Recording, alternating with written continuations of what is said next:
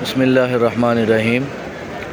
اللہ کے خاص فضل کرم اور احسان سے اس وقت مسجد نبی صلی اللہ علیہ وسلم کے باہر موجود ہوں۔ یہ گیٹ نمبر 310 ہے۔ یہاں پہ دو زیارت دکھانی مقصود ہیں۔ ایک تو یہ والی مسجد ہے، اس کو مسجد غمامہ کہا جاتا ہے۔ اس کے بارے میں یہ ہے کہ اللہ کے نبی صلی اللہ علیہ وسلم یہاں پہ عید کی نماز پڑھایا کرتے تھے۔ ایک دفعہ آپ صلی اللہ علیہ وسلم نماز پڑھا رہے تھے کہ بادلوں نے آپ صلی اللہ علیہ وسلم کے اوپر سایہ کر دیا، اس وجہ سے اس کا نام مسجد غمامہ رکھا گیا ہے۔ اندر سے بھی دیکھتے ہیں مسجد کو۔